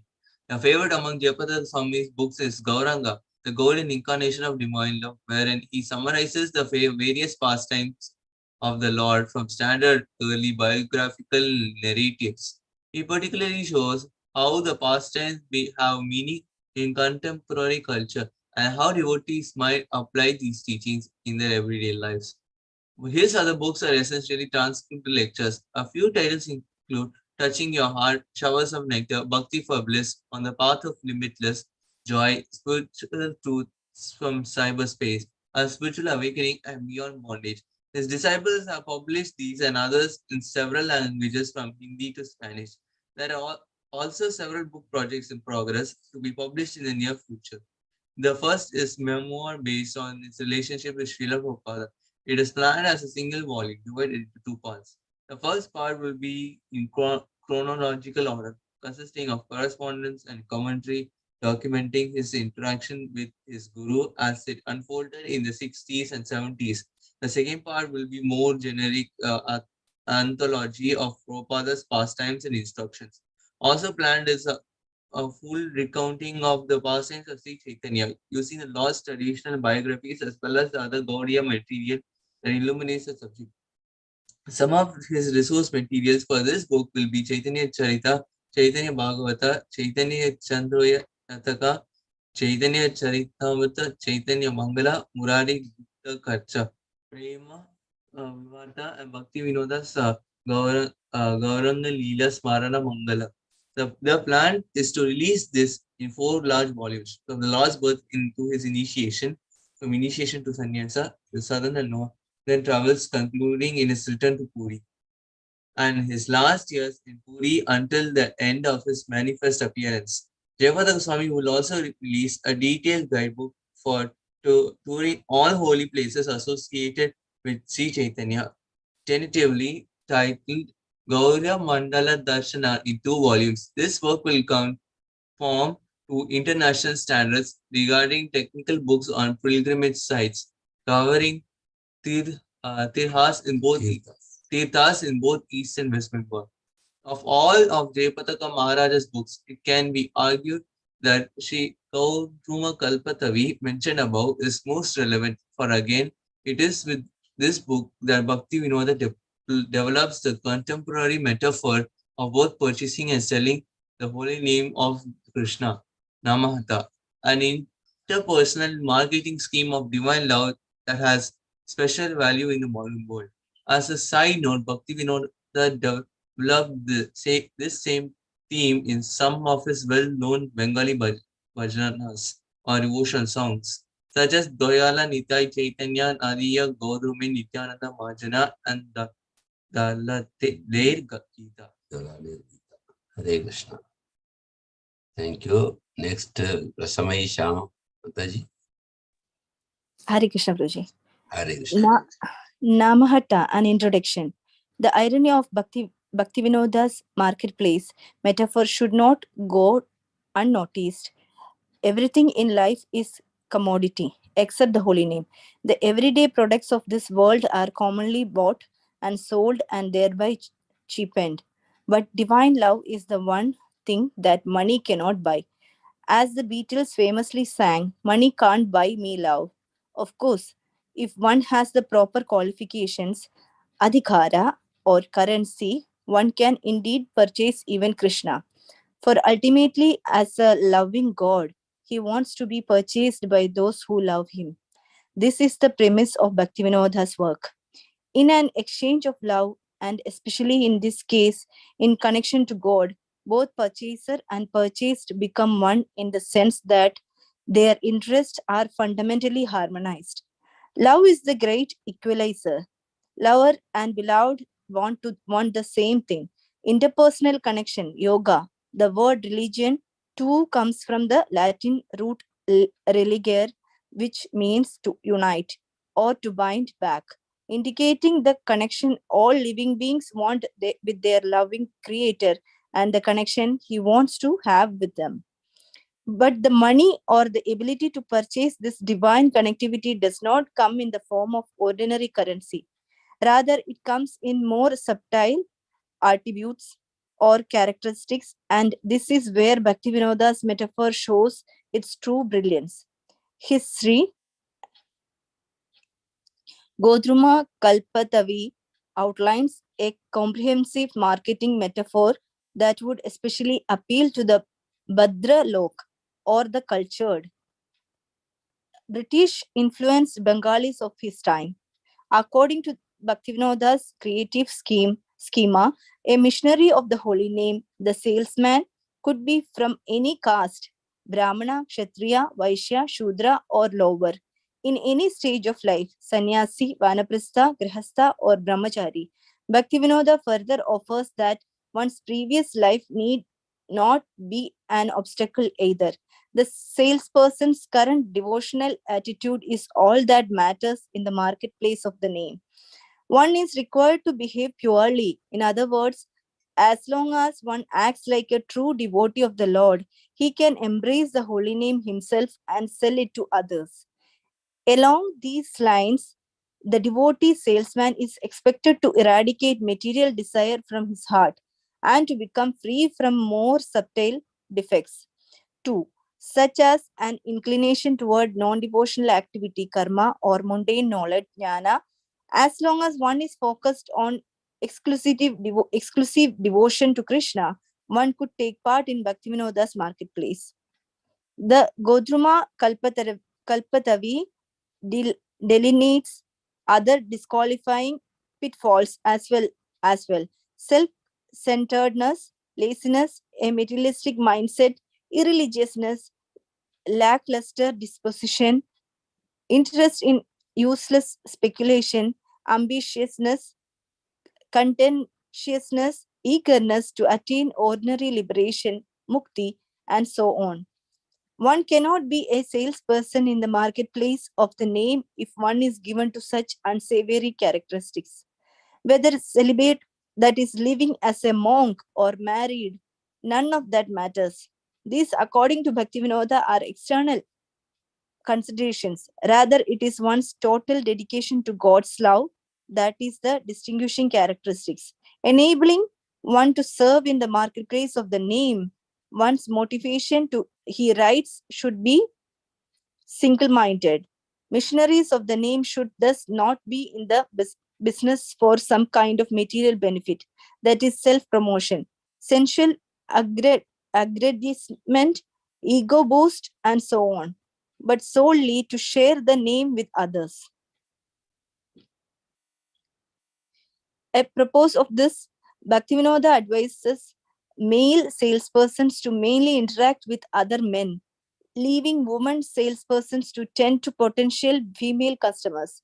Lest they be distracted by prurient interest. Implicitly, women are, of course, also accepted in Bhaktivinoda's Namahata program, but they too are expected to limit their selling prowess to those of the same sex. Nonetheless, Bhaktivinoda acknowledged exceptions, especially when the salespeople are cautious and mature. In such cases, one may sell the holy name to anyone, regardless of gender. Marketplace specifies. So what exactly is that one can buy in this transcendental marketplace? Bhaktivinoda is clear. It is divine love. He compares this love to various concentrations of sugar, which become progressively thickened with the use of heat, devotion. It is a phenomenon that is common in India. First, the sugar cane is crushed into juice and then boiled, at which time all impurities come to the surface and are removed. With this process, the sugarcane juice gets more and more full-bodied and eventually hardens into a type of rock candy. As an analogy for divine love, this phenomenon is originally found in Rupa Goswami's Ujjwala Nilamani, 1459-60, and brought further in Krishnadasa Kaviraja Goswami's Chaitanya Charitamrita, Madhya Leela, 19.179 and 42-43. In Bhaktivinoda's version, however, these levels of love are compared to the products we seek to purchase in the marketplace of the name.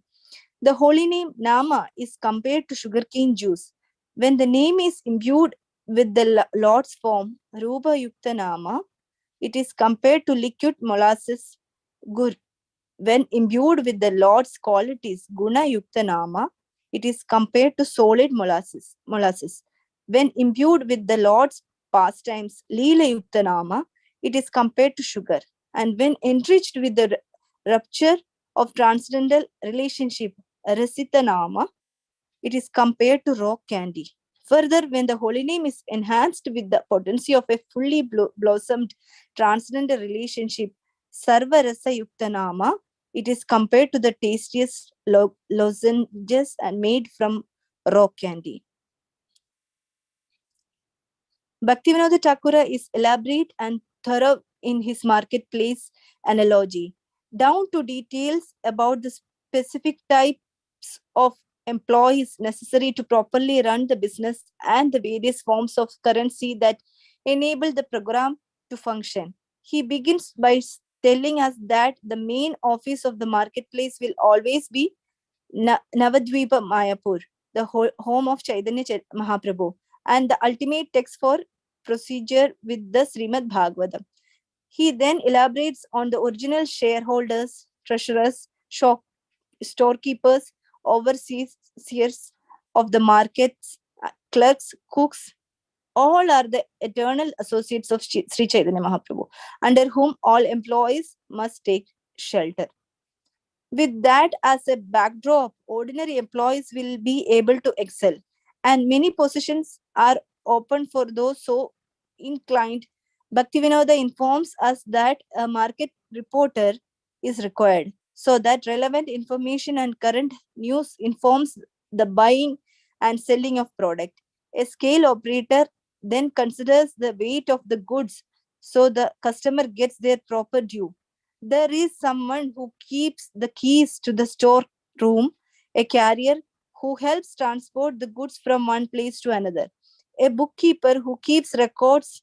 You have shopkeepers, outright salesmen, tailors, barbers, and so on. The idea is that in the marketplace of the name, an endless number of services are required and facilitate the distribution of sacred sound, Nama Tattva. Next, Bhaktivinoda takes 6 of the 9 traditional levels of bhakti, as mentioned in the Chaitanya Charitamrita, Madhya Leela 23:14 to 15, which paraphrases Rupa Goswami's earlier Bhakti Rasamrita Sindhu 1.4.15 to 16 and shows how they correlate with currency in the Namahata program. Preliminary faith, Shraddha, is compared to a paisa, by which the holy name can be purchased on a rudimentary level. Steadiness in bhakti, Nishtha, is compared to 2 annas or 1/8 of a silver coin. This purchases the holy name imbued with the Lord's form, Rupa Yukta Nama. When one develops a true taste for the name Ruchi, one is said to have 4 annas or one annas or 1/4 of a silver coin. The holy name imbued with the Lord's qualities, Guna Yukta Nama, true attachment for the Lord, Asakti, is compared to 1/2 of a silver coin, by which the holy name imbued with the Lord's pastimes, Leela Yukta Nama, can be purchased. This leads to the first down of preliminary ecstatic love of God Bhava, which is compared to a full silver coin, that is the holy name, imbued with the rapture of transcendental relationship, Rasita Yukta Nama. When perfected, this awakens pure love of God, Prema. The invaluable golden coin by which the holy name imbued with fully blossomed transcendental relationship, Sarva Rasa Yukta Nama, is purchased. According to the price on pays, one will receive the corresponding commodity, but there is an inexplicable phenomenon here. When the customer pays and gets the holy name and chants it purely by the mercy of original owner and his partners, the customer gets back his original payment multiplied and infinitum. The main attribute of the Namahata salesperson, writes Bhaktivinoda, in humility. This is in line with Mahaprabhu's emphasis on that same quality as a central tenet of Gaudiya Vaishnava teaching. If you are truly humble, you are a Vaishnava. To illustrate this point, Bhaktivinoda identifies himself as a Parimrajaka, the sweeper of the marketplace, by embracing the role of a lowly servant. He underlines a special place of humility in pursuit of the holy name. In other words, to accept the role of a sweeper is to admit association with dust, dirt, filth, and other impure aspects of public space. Bhaktivinoda then takes the humble service of cleaning up after everyone else. This is a lesson for all who are employed in the marketplace. Hare Krishna Prabhuji, shall I continue or no? Thank you, Mataji. Mataji, I think Shankarnath Murari Prabhu has raised. Okay, Hare Krishna. Thank you, Mataji. Thank you. The marketplace today.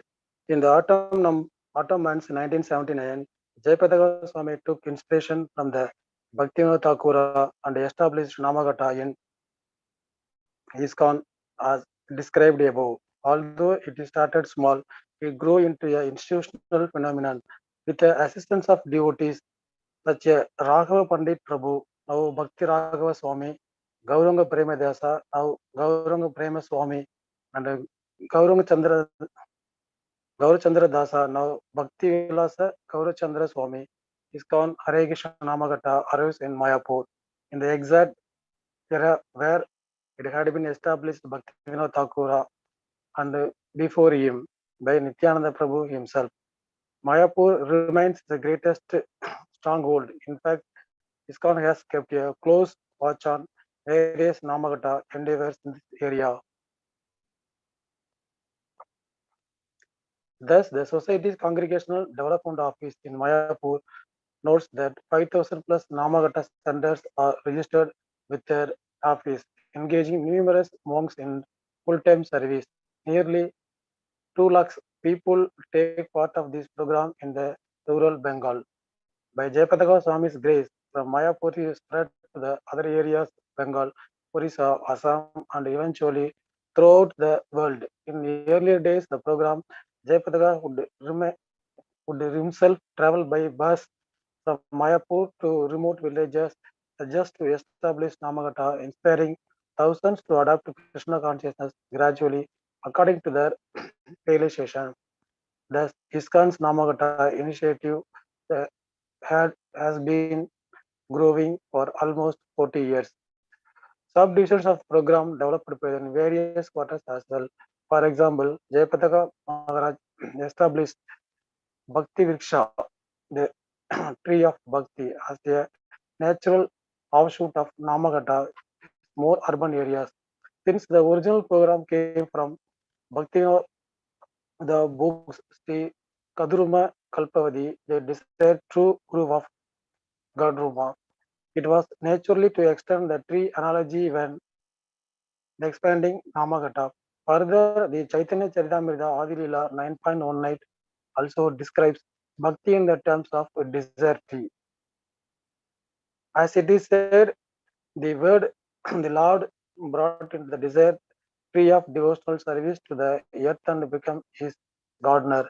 He showed the seed and sprinkled upon the water of his will. By his inconceivable powers, the Chaitanya Mahaprabhu himself became a gardener and drank the branches of the tree devotional service simultaneously. From the trunk grew many branches and above them innumerable others. Thus the branches of the Chaitanya tree formed in the cluster of society with great branches covering all the universe. This is Namagata Kalpariksha nutshell, the desire to spread the Chaitanya's tree of devotion around the world. These are the various facets of this program and these various sectors, but overall, it is intention, it is to engage people in Krishna consciousness in stepwise fashion, enabling them to make gradual advancement while functioning as the productive member of the society. For example, the Bhakti Steps program, which is component of the most forms is Namagata Bhakti Vriksha, seeks to encourage congregational members by adjusting both number of rounds they chant on beats and the general spiritual standards. In this way, they incrementally advance in the spiritual practice.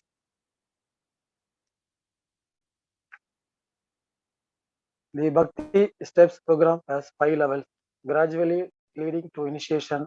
The levels in brief are Pradhan, chanting at least one round Hare Krishna Mahamantra every day and reading Srila Prabhupada books.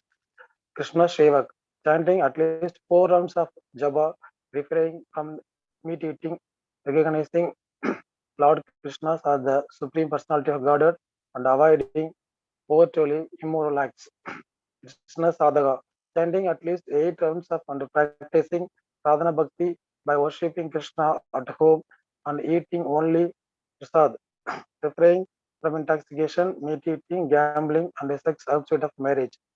Srila Prabhupada Asraya, chanting 16 rounds and following 4 principles, consistently practicing sadhana.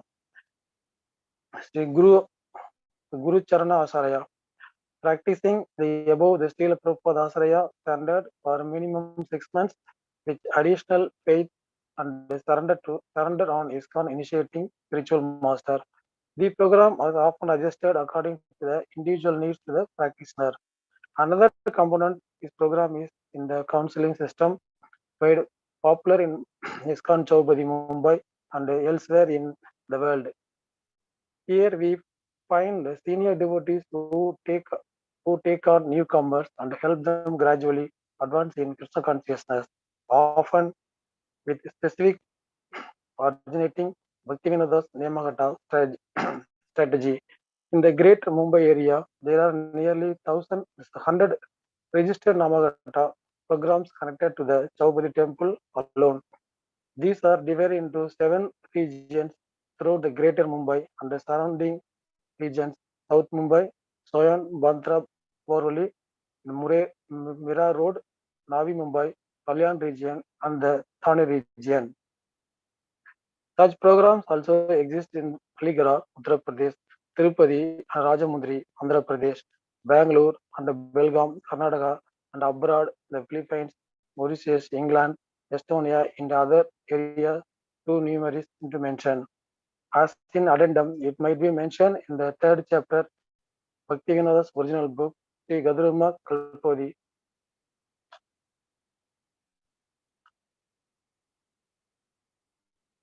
Published long before Jayapataka was born. He happens to use the word Jayapataka, indicating adherence to the principle Namagata allows to one rise in the victory flag of devotion. Interestingly, the person who popularized Namagata in the modern world, particularly in ISKCON, also known as Jayapataka, for those in the known, in this fact certainly offers food for the thought. Hare Krishna. Hare Krishna. Thank you, Prabhu. So we'll come to the last section.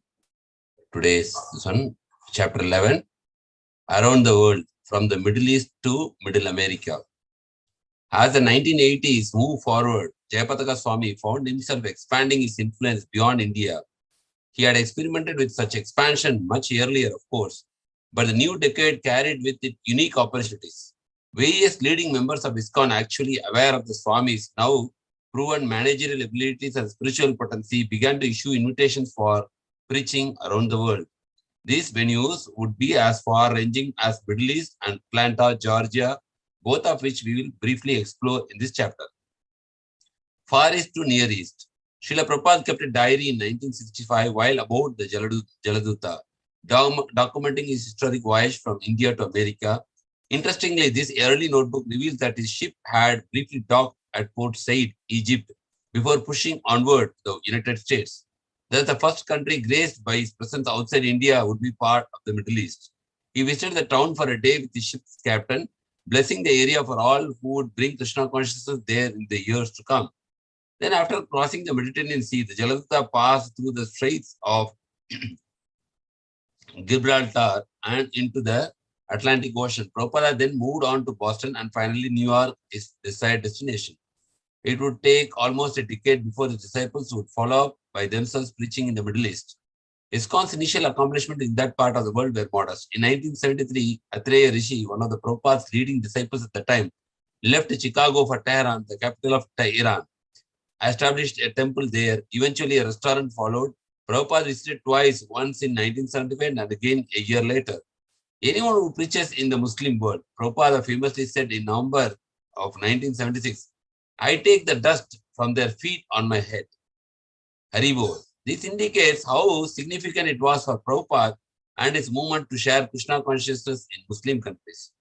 Indeed, interrelations between Vaishnava and Muslims existed in Sri Chaitanya's time, a fact documented for posterity in Chaitanya Charitamrita. Sri Chaitanya was notably pleased when Muslims chanted the holy name.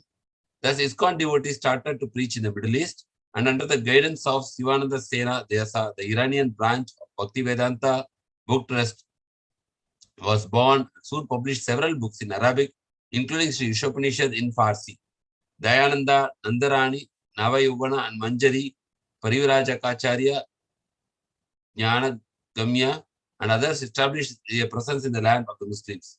In early 1978, soon after Srila Prabhupada's departure, a small group of enthusiastic devotees, including the charismatic Tribhuwanath Prabhu, Ravanari Das, and others, traveled from overland from London to Beirut to aid Prabhupada's mission in that part of the world. Thousands of Arabic Bhagavad Gitas and Ishopanishads were distributed in the midst of the civil war. The devotees who distributed them made numerous sacrifices to do so, and often they were even thrown into prison. But by Krishna's grace, they were eventually released without harm.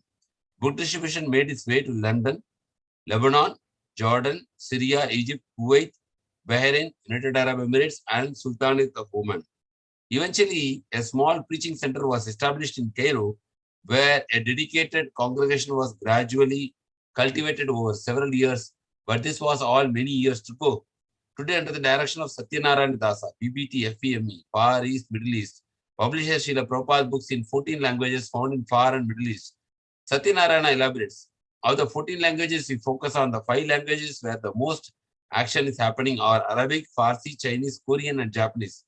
Of those, our fastest selling books of all are Arabic languages. Arabs from all over the Middle East visit the entire Western world: Europe, UK, North America, and South America, Australia, New Zealand, South Africa, India, and Asia by millions each year as a tourist and university students. And that is where they are now obtaining Srila Prabhupada's books in Arabic. And most wonderfully of all, they all take them back home with the Middle East, where they share with them with the friends and family. Within the last 5 years, we were blessed to find and develop a devotee team of Arabic translators and language experts in Beirut, Lebanon. We have published 3 of Srila Prabhupada's small books in Arabic, and most recently the Arabic Bhagavad Gita as it is, and the books are selling so quickly worldwide that we have to go to reprint several times. We are concentrating more on Arabic book publication and distribution right now because the demand is definitely there. Arab students and tourists we meet throughout the Middle East are very often highly interested, if not fascinated, by the ancient philosophy from India and are amazed to see our books in Arabic. With all of that as background, let it said the Jayapataka Swami work in Middle East falls in fertile ground. It began in the late 1980s when his disciples made further inroads in various Middle Eastern countries. They spent much time and effort planting the shade-tolerant flowers of Namahata in various Arabic-speaking quarters. Soon, Jayapataka Swami had a substantial presence there. Many Indian communities of various Hindu persuasions have developed in the Middle East, and devotees who work there naturally begin with them for support. But even local Indians often have the practice in private. For example, they are said to have Radha festivals in school gymnasiums hidden from the public. Prema Padmini Dasi, a disciple of Jayapataka Swami and author of book Free to Preach, says, the geographic location of the Middle East is convenient for Guru Maharaj, Jayapataka Swami, for it is short distance from his headquarters in nearby India. As far as Indians in Middle East, being away from their motherland and missing the culture of the familiar worship in a land where public display of the religion is not allowed, was one of the reasons the program flourished among the expatriates of Indian subcontinent, coupled with the fact that there are not many distractions here as in other countries. But most of all, it was the personal care and attention given to the devotees in their homes by Guru Maharaj that helped them become very serious and committed to the build big, healthy congregations, even though none of them were permanent residents of the place. Guru Maharaj was also one of the first devotees to start using email and chat to communicate with his disciples and followers and of course other devotees. Soon when he was not talking to people or traveling, we could see him ardently reply his emails personally on the laptop. So he was very approachable and gave a lot of his time to devotees, even in various countries of the Middle East. Jayapataka Maharaj was especially keen to bring Namahata Bhakti Vriksha to Middle East countries, concluding that this was the best approach for those attempting to practice Krishna consciousness in secret. They can turn their homes into virtual temples and practice sporadically according to the respective needs or situation. Over the course of nearly 30 years, thousands of Middle Eastern devotees, both Hindu and non-Hindu, became initiated and continue to practice according to their needs. Many thousands more practice without making a formal commitment. Several major cities are now home to ever-expanding ISKCON temples, albeit often manifesting in non-obvious ways, and nearly 24 smaller centers can be found across the region as well, all united under ISKCON's overarching umbrella. In the year 2000, ISKCON Radha Yatra was introduced in Kanaiyyadesh, a code name since it's dangerous for the local devotees to reveal the actual name of these countries. This was one of the Jayapataka Swami's major contributions. He said, Prema Padmini tells us that such as we have indoor stadiums for sports, we could have indoor Radha Yatra in the temple auditorium. This was the first indoor Radha Yatra in the world. About 10,000 people attended every year, receiving hot, delicious prasad while hearing glorifications of Krishna. Janmashtami and Gaura Purnima, the appearance day of celebration of Krishna and Chaitanya respectively, she continues, or also being big events we hold in temple auditorium for hundreds of visitors. These ISKCON festivals are a great favorite among the Hindus, and thousands of Indians, Bangladeshi, Nepali, and other Hindu congregation members have been attracted to ISKCON for and first time due to these activities in Mathura-desh. Krishna consciousness is clearly in the Middle East to stay. A rice festival to remember.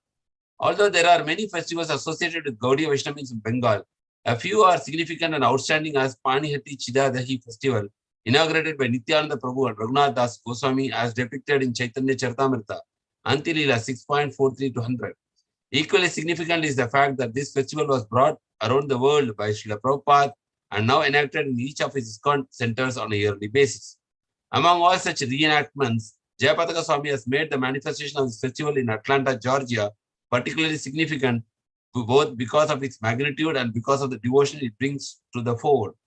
But before describing Jayapataka Swami's recreation of the festival in Atlanta, let us briefly look at the original festival and its theological significance for Gaudiya Vaishnava Sampradaya 500 years ago. The story begins with Raghunath Das Goswami, or simply Dasa Goswami, as he is often called, who later became famous as one of the renowned 6 Goswamis of Vrindavan. Prior to his life renunciation, he was a wealthy householder. But even as a young, well-to-do married man, he wanted nothing but spiritual life, which for him meant for personal association of Sri Chaitanya Mahaprabhu. He knew that material wealth could not satisfy the soul, and so he longed for a long life of renunciation. To this end, he persistently endeavored to go to Jagannath Puri, where Mahaprabhu was staying at that time. However, Dasa Goswami, father, concerned for the young man and feeling that his spiritual aspiration went too far, prevented him from leaving his home, encouraging him instead to live a normal, productive life in the material world. After unsuccessfully trying to escape his family environment on several occasions, Dasa Goswami had heard that Nityananda Prabhu, who is often considered Mahaprabhu's other half, had traveled to Panihatti, which today lies within 24 Parganas, district of West Bengal, just north of Kolkata. Since visiting the nearby Panihatti was more doable than a trip to Puri, Dasa Goswami resolved to get Nityananda's association, which would be tantamount to that of Mahaprabhu. Arriving in Panihatti, Dasa Goswami could see Nityananda sitting on a large rock beneath a now famous tree. He approached him cautiously, humbly, with great reverence and love. When Nityananda Prabhu saw Raghunath Das drawing closer, he turned quickly and immediately gave him an apparently strange mandate. Go, prepare a feast for all of my associates, especially chitta dahi, flat rice mixed with yogurt.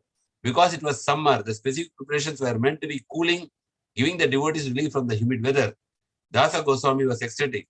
He knew that what the blessing meant. He could now serve the Gaudiya Vaishnavas in an authorized way under Nityananda Prabhu's direction, which is the perfection of spiritual life.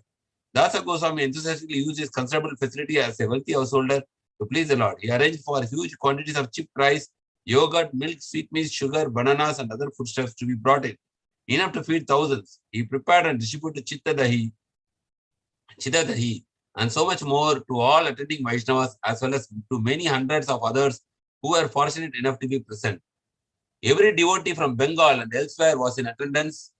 They were each offered 2 earthen pots, one in their chipped rice with condensed milk and other chipped rice with yogurt. The other delectables were distributed as well. It is said that no one could count how many people were there. Seemingly endless rows of devoted souls, all present to associate with Lord Nityananda and to get his very special brand of mercy. Seeing Dasa Goswami devotion and extremely capable mode of service, Nityananda Prabhu blessed him and encouraged him to associates to bless him as well. Part of the blessing was that Dasa Goswami would finally attain his long-cherished desire of personal association with Sri Chaitanya Mahaprabhu, which he did many times over. Indeed, even at this same festival, the association had begun right then and there. Nityananda Prabhu meditated on Sri Chaitanya Mahaprabhu, who as a result mystically appeared in Panihatti, though he had been miles away in Puri. Playfully, Nityananda Prabhu took one morsel of chipped rice from the pot and pushed it in the mouth of Sri Chaitanya. In this way, Nityananda walked through the various groups of Vaishnavas who were feasting and replicated the same transcendental feeding pastime again and again, much to the devotees' delight. This was a metaphysical occurrence that not everyone could see. Some, however, were fortunate able to perceive the divine interaction, changing their lives forever. Raghunath Das, for one, watched this with great satisfaction. So it's 8 p.m. So I think this is the next one. Maybe we could finish this whole thing, maybe five minutes more, so that we can continue the fresh chapter next year. I think it's okay, Prabhu, 5 minutes. Yes, Prabhuji. Can I read this modern grains? Yes, Prabhu, please. Hare Krishna. Okay. Hare Krishna, Prabhuji. Thank you so much. Modern grains. Shoot forward more than 4 centuries. Srila Prabhupada had had come to West and established his Krishna consciousness movement. In 1975, Srila Prabhupada dubbed the Atlanta ISKCON temple New Panihitti Dharma. This name harkens back to the chipped rice festival that took place in the earliest days of Gaudiya Vaishnavism, as briefly described above. Even before conceiving the name, Prabhupada in 1973 had installed deities there of Sri Nityananda Prabhu and Sri Chaitanya Mahaprabhu, the central forms of divinity that engaged in the Panihitti festival some 5 centuries earlier. Because Prabhupada consistently associated this Atlanta temple with the Panihitti festival of Bengal, Balwanta Prabhu, the temple president at the time, journeyed to India with several Atlanta devotees, hoping to appreciate the connection between the two places, one associated with Ganges and the other with the Chattahoochee. And so it was the devotees from Atlanta, Georgia, celebrated Panihitti in the vicinity of the very same tree under which Lord Nityananda sat those many years ago. It was from the very spot that he started the theology significant gala in medieval Bengal, one that would make its way to ISKCON centers around the world. The festivities in Panihitti, recreated by Balavanta and company, were so inspirational that after returning back from India, the devotees decided to establish a similar Panihitti festival in Atlanta, in New Panihitti Dharma. This was 1976, and by now Gauranitai were sharing the altar with Jagannatha, Balarama, and Subhadra, and eventually Sri Sri Radha Madan Mohana. The chipped rice of Panihitti festival in Atlanta started humbly with simple preparations in 8 ceramic pots, a tradition that continued every year during the day marked Panihitti on the Vaishnava calendar. However, in 1981, Jayapataka Swami visited Atlanta's ISKCON center for the first time, and from that moment, all local devotees knew that things would never be the same. By 1983, it was totally transformed festival with the Swami at the helm. Jayapataka was certainly appreciative of the Atlanta devotees' efforts to celebrate Panihitti, but being aware of the magnitude of this original Panihitti festival as inaugurated by Nityananda Prabhu, he quickly revealed a sublime, grand vision, instead making sure to establish the festival in a greater, luxuriant, and more opulent manifestation as it was meant to be. Jayapataka Swami guided the Atlanta devotees in all details of the celebration, explaining what each pot means in terms of symbolism, the esoteric significance, and so on, how to prepare the pots, the proper ingredients to put into each pot, and the Atlanta devotees soon became expert in their own right. They were able to replicate the intricacies of the festival as executed in Bengal from the time of Nityananda onward. Eventually, under Jayapataka Swami's direction, the devotees expanded their small Panihitti festival into a 3-day extravaganza by including Ratha Yatra parade as well, by combining the two festivals. In terms of Jayapataka Maharaj's contribution to the opulent version of the Panihitti, now enacted in Atlanta, his disciple Hari Dhwani Devidasi says, Guru Maharaja Jayapataka Swami inaugurated this now world-renowned festival at Prabhupada's ISKCON temple in Atlanta, Georgia in 1983. He has been personally involved ever since, orchestrating the preparing of the pots and all major features of the festival. Clay pots of chipped rice and yogurt, both sweet and salty, and chipped rice with sweetened condensed milk are made with different elaborate combinations of fresh and dried foods, vegetables, nuts, and sometimes spices to create unique and exotic flavors of the pleasure of their lordships. Then the tops of the pots were covered with countless sweets, savories, especially cut decorative fruits and flowers. The altar is literally flooded with pots. They have evolved variety, size, and number over the years. Now each pot is even beautifully painted. Many years ago, once when Guru Maharaja's mother attended the festival, she had the idea to auction the big pots, and so that has become a part of the tradition. Guru Maharaja has only missed the festival twice. In 2015, he was in ICU in Delhi with pneumonia, and this year, 2018, he was awaiting the transplant surgery. Even the first time the festival was held after the stroke, he was there. We were with tears of joy to see him, although a physically altered Guru Maharaja. Interestingly, though, this same pastime with the making of the offering of the parts has become to celebrated in the other ISKCON centers around the world due to Guru Maharaj's inspiration. It should be noted that one Mataji, Mahaguna Devi Dasi, a disciple of Guru Maharaja, has been a major organizer and right-hand devotee for Guru Maharaja for the festival for decades. Hare Krishna Prabhuji, Dandat Pranams. Thank you very much for giving me this opportunity. It was wonderful reading. Milwaukee to Mayapur. Hare Krishna. Hare Krishna. So thank you all for devotees for sincerely attending and hearing this wonderful book, because alone maybe it is very difficult for us to read, but we are together. So see, we have almost come to the last section of this book. Very wonderful. So many things we are learning from this book, how the devotees, especially Guru Maharaj and all Prabhupada disciples, struggled to establish this movement. So we are very fortunate. So we request now, I think next week we can complete, because it's now hardly 40 to 50 40 pages, only 40 pages. So within like next week, we'll be completing this book. So request all devotees to again join same 6 p.m. coming Friday evening, so that we will successfully finish this book and take the lessons learned and the most important instructions from this book, so that we can get guidance in our guidance and progress in our Krishna consciousness as well. Prabhuji, we should have transcendental celebration after we complete this book, Prabhuji. Very well. Any idea? Please let us know, Prabhu. Sure. I think that after coming back from vacation, we can read like this Gauranga book by Guru Maharaj. That is exactly what Manoharini was telling. She said all the various Maharajas have given books like Radhanath Swami Maharaj and all that. Yes. Oh, we Jai can Talk plan. Swami Maharaj books she's saying, okay. Yes. Vaishnava K and all that. Yes. So like that we can read 2 hours, maybe little. We can read like 1 hour, 6 to 7 or something. Yeah, like 1 hour. Yeah, exactly.